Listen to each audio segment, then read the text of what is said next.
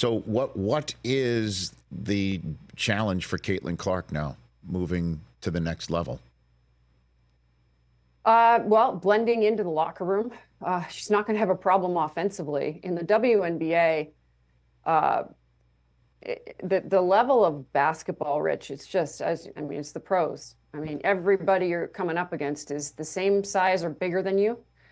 And, I had to figure out ways to become more clever as a player. It's going to be for her defensively. I mean, it's simple as that. I mean, you'll get your ego checked defensively in the WNBA very quickly, and you can't always take breaks defensively because when you face the Las Vegas Aces, every single player will dominate you at any given point. So I think that's probably going to be the adjustment, really, for any rookie coming into the league, just like we see in the NFL. And it's going to be fun to watch. She's going to continue to bring attention to the game. I think I kind of get shocked, Rich, when I hear negativity around this player. There are so many great women's basketball players, Juju and Angel, and there's just so many. Beckers,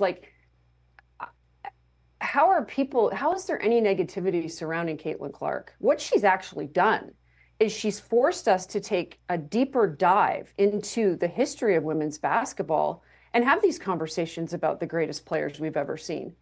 Whether it be Shamika Holtzclaw, Tamika Catchings, Elisa Leslie, Dawn Staley, go back in time, like Nancy Lieberman, Cheryl Miller, Diana Taurasi, Sue Bird.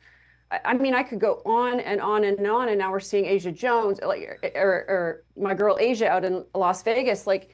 I think she's just continued to force people to understand that this is a really great sport, and there's just so many champions of the sport.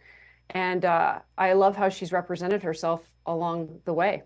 Well, I mean, I'm just wondering, and before I let you go here, Stacey, if we've seen a sea change here in respect for the women's game right now, with the ratings that we just saw over the weekend. I mean, SNL even made a joke about the men's college basketball bracket isn't as interesting as the women's. I'm wondering if you see it, or you think we have seen something different right now.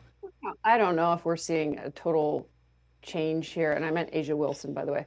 I played with Asia Jones. I think what we're just seeing, Rich, is just how good the basketball is because the eyeballs are on it. When I played, we didn't have all the social media and all the national attention from a television standpoint. It's been there on the men's side for a very long time.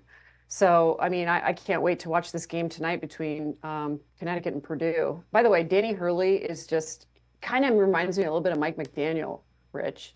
He's just got that sort of swag about him. I don't know.